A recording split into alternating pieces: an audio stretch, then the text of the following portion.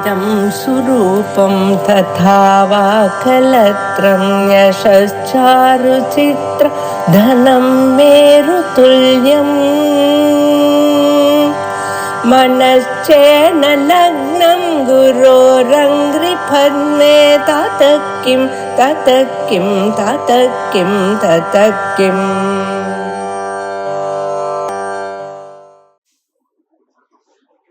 सदाशिवसमारम्भां शङ्कराचार्यमध्यमाम् अस्मदाचार्यपर्यन्तां वन्दे गुरुपरम्पराम्. ஸ்ரீ குருப்பியோ நமஹ. இன்னைக்கு ராகவ யாதவீய காவியத்துல 27வது ஸ்லோகத்தை பதிவு பண்ண போறோம்.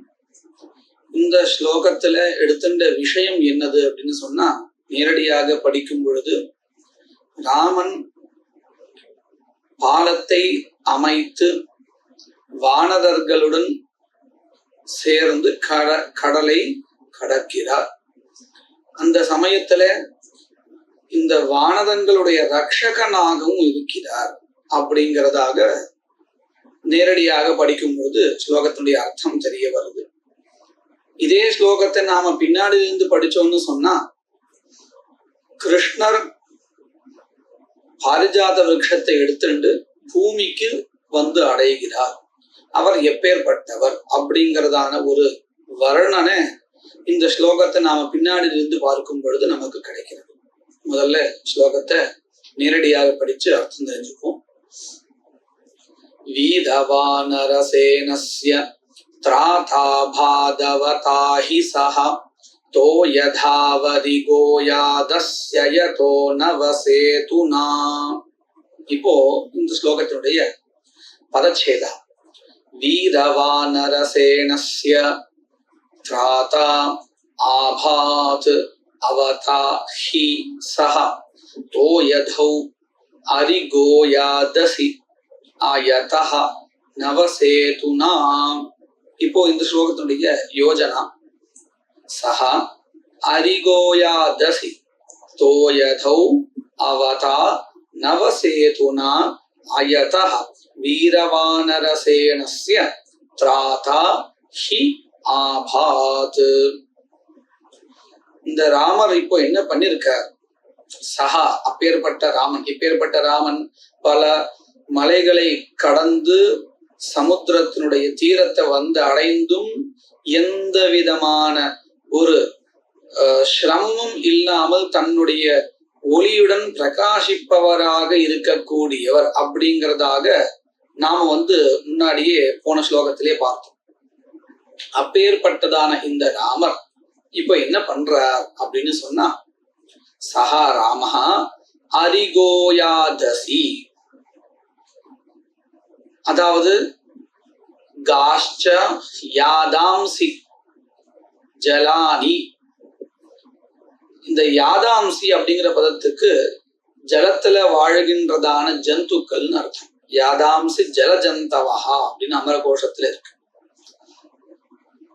இந்த காஷ்சா அப்படிங்கிறதுல காஹாங்கிற பதம் எதை குறிக்கிறது அப்படின்னு சொன்னா, அதுல வாழ்கின்றதான இந்த பசுக்கள் பிராணிகள். பசுக்கள் சொன்னா கடல்லையும் பூமியில இருக்கக்கூடியதான அதே மாதிரியான உருவங்கள் கொண்ட ஜலத்துல வாழக்கூடியதான பிராணிகள் உண்டு. நாம எப்படி குதிரைன்னு இங்க எப்படி சொல்றோமோ ஓடுற குதிரை, இதே மாதிரி கடல் குதிரைன்னு உண்டு, கடல் பசுன்னு உண்டு, கடல் பாம்புன்னு உண்டு.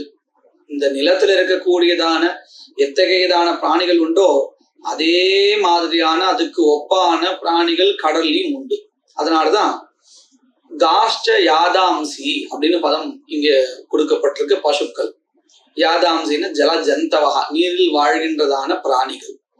இவைகள் நிறைந்ததான, நிறைந்தது அப்படிங்கிற அர்த்தம் நமக்கு எப்படி கிடைக்கிறது அப்படின்னு சொன்னா, அரீணி அப்படின்னு பதத்தினால கிடைக்கிறது. அதாவது ரீ சப்தம் அப்படிங்கிறது குறைவு, க்ஷயஹா அப்படிங்கிற அர்த்தத்துல இருக்கு. அரீணி அப்படின்னு சொன்னா ஆ சேர்த்தாச்சுன்னா அதுக்கு மாறான எதிர்வினையான அர்த்தம் கிடைக்கும். அதாவது குறைவற்ற, நிறைய கடல் பசுக்களை கடல் பிராணிகளை கொண்டதான அந்த கடல். அத சொல்ற பதம் அரிகோயாதஸ்.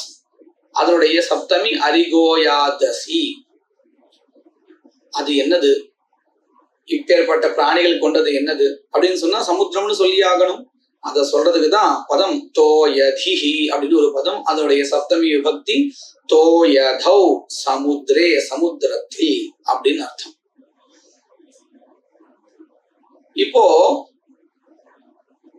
இந்த சமுத்திரத்துல அவர் என்ன பண்ணினார் அப்படின்னு சொன்னா, ஒரு சேதுவை, ஒரு பாலத்தை அமைத்தார். அந்த பாலத்தின் வழியாக கடலை கடக்க போகிறார், சென்று கொண்டு இருக்கிறார் அப்படிங்கிற அர்த்தத்தை சொல்லணும். அதை எப்படி சொல்றார்? நவசேதுனா, நவசேது அப்படின்னு சொன்னா புதியதாக கட்டப்பட்ட சேது. அங்க ஏற்கனவே இருந்தது, அதுல இவர் நடந்து போனார் இல்லை.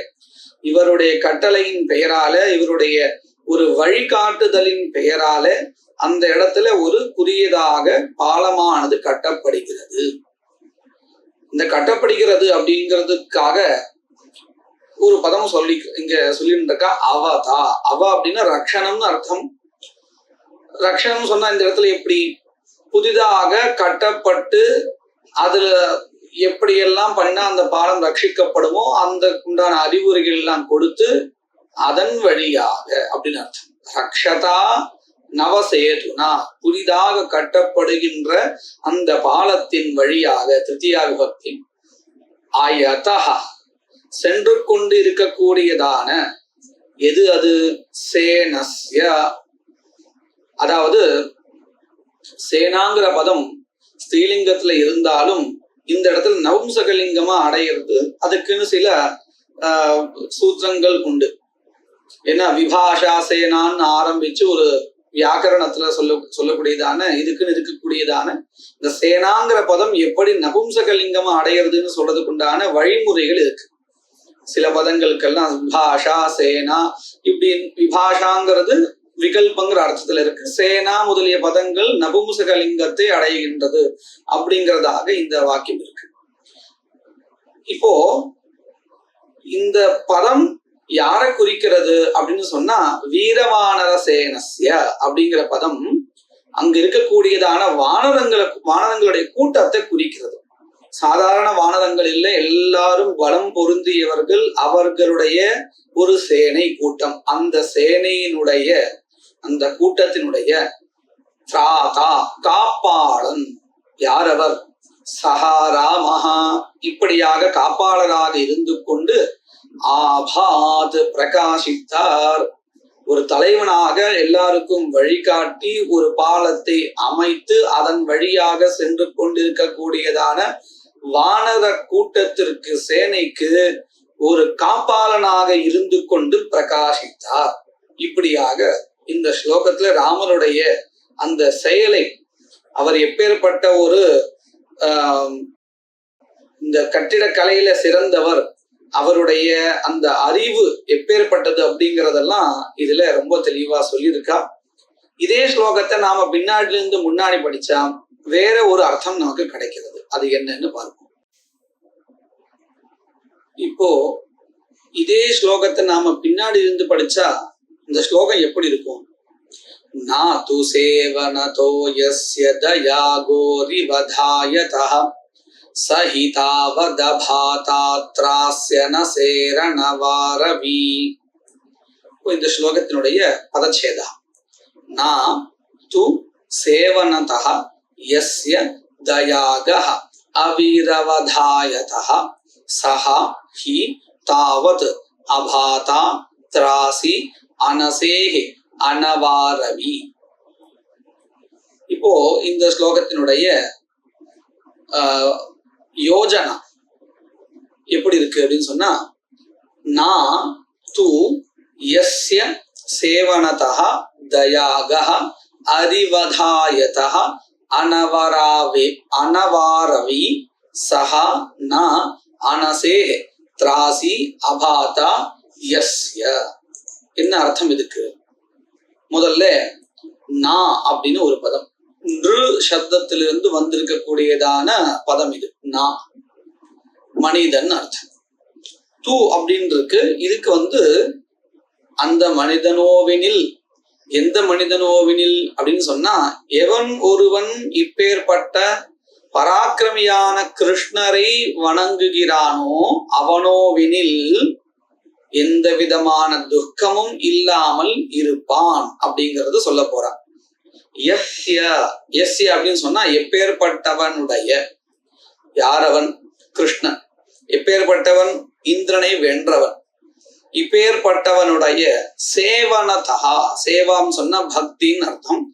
சேவனதா அப்படிங்கிறது தசில் பிரத்தியம் வந்திருக்கு. இந்த பிரத்தியம் பஞ்சமி விபக்தி அர்த்தத்துல வந்திருக்கு. அதாவது காரணம் சொல்றதுக்காக வந்திருக்கு. சேவையின் காரணமாக, பக்தியின் காரணமாக எவன் ஒருவன் இப்பேற்பட்ட கிருஷ்ணனுடைய சேவை செய்கிறானோ அதன் காரணத்தினால் அவன் என்னவாக ஆகிறான் அப்படின்னு சொன்னா தயா கஹா கச்சதீதி கஹா. தயாம், தயான்னா கிருபைன்னு அர்த்தம். கிருபாம் பிராப்தா, கிருஷ்ணருடைய கிருபைக்கு கருணைக்கு பாத்திரமானவனாக இருந்து கொண்டு தயாகஹா, அப்படி அந்த கிருபைக்கு பாத்திரமானதுனால என்ன கிடைக்கிறது? அரிவதாயதா, அரின்னா சத்ரு. அந்த சத்ருவினுடைய நாசத்தினால் ஆயதா, ஆயதகான வளர்ச்சி அடைந்தவனாக, அபிவிருத்தா. இந்த இடத்துல சத்ருனுடைய நாசம் சொன்னா அந்த பிராணன் எடுக்கிறதுன்னு அர்த்தம் இல்லை, அந்த விரோதம் உண்டு இல்லையா, அது நீக்கினாலே சத்ரு செத்து போயிட்டான்னு அர்த்தம். ராமஹா, ராவணனிடத்துல விரோதம் கொண்டிருக்கான்னு சொன்னா ராமன் இறந்துதான் போகணுங்கிற அவசியம் இல்லை. ராமன் பால் ராவணன் கொண்டதான அந்த விரோதம் போனாலே போதும், அவன் சத்ருவாக இப்ப இல்லை, ராவணனாக இருக்கிறான் அப்படின்னு ஆயிடும். அப்போ அந்த விரோதம் போனாலே விரோதி போயிட்டான். விரோதி போயிட்டான்னு சொன்னா விரோதத்துடன் கொண்டவன் போயிட்டான் அப்படின்னு அர்த்தம். சாமானிய மனுஷன் இருக்கான்னு அர்த்தம். எதுக்காக இவ்வளவு சொல்றேன்னு சொன்னா, இப்படி எவன் ஒருவன் கிருஷ்ணரிடம் பக்தியை கொண்டிருக்கிறானோ அவன் தன்னுடைய சத்ருக்களின் நாசத்தினால் வளர்ச்சி அடைகிறான். அப்படின்னா இவனுக்கு யாருமே சத்ருக்கள் இல்லை, நல்ல ஒரு வளர்ச்சியை கொண்டிருக்கிறான் அப்படிங்கிறதாக தெரியுது. இது யார் கிருஷ்ணரின் பால் பக்தியை கொண்டிருக்காளோ அவளுடைய நிலையை சொல்றது. இப்படி இல்லாத மாறாக இருப்பவன் எவன்? அனவாரவி, அதாவது நவாரவஹா. நவாரவஹான்னு சொன்ன, ரவஹான்னா சத்தம், சொல், அதுல இருந்து வரக்கூடியது. நவாரவஹான்னா புதியதாக சுவாமியினுடைய ஸ்தோத்திரங்களை, புதியதாகங்கள் கூட இல்லை இங்கே, ஒரு ஸ்தோத்திரங்கள், பகவான ஸ்தோத்திரம் பண்ணாதவன், பக்தியினால அவருடைய நாம கீர்த்தனங்களை சொல்லாதவன், இப்பேற்பட்டவன் யாரு? அனவாரவி. நவாரவகான்னு சொன்னா ஸ்தோத்திரங்கள் சொல்லக்கூடியதான சொற்கள். அது யாரிடம் இல்லையோ அவன் அனவாரவி, அதாவது நாம கீர்த்தனைகள் பண்ணாதவன், பக்தி பண்ணாதவன். அவன் என்னவா ஆகிறான் அப்படின்னு சொன்னா, சஹா இப்பேற்பட்டவன் நா அனசே, அதாவது அசிஹின்னா கத்தின்னு அர்த்தம். அனசஹா அப்படின்னு சொன்னா அனசிஹி, அனசிஹின்னு சொன்னா கத்தி அற்றவன். அதாவது ஒரு ஆயுதமே ஏந்தல சத்ரு. இந்த பக்தி இல்லாத இடத்துல வரும் பொழுது எந்த விதமான ஆயுதமே தரிக்கல. ஆனால் அப்பேற்பட்டவனிடமிருந்தும் கூட அனசே பஞ்சமி விபக்தி, அதாவது அசிரஹிதாதபி, ஆயுதங்கள் இல்லாத எதிரிடம் இருந்தும் கூட இப்படி பக்தி இல்லாதவன் என்ன ஆகிறான்? திராசி, அதாவது பயத்தை அடைகிறான். கத்தியே இல்லை, கத்திங்கிறது ஆயுதத்தை குறிக்கக்கூடியது. எந்த விதமான ஆயுதமும் இல்லை எதிரிடம், ஆனா அந்த எதிரிடம் பார்த்து இவனுக்கு பயம் ஏற்படுறது. இப்படி பயந்தவனாக என்ன ஆகிறான்? அபாதா யஸ்ய, தன்னுடைய சோபையை இழக்கிறான்.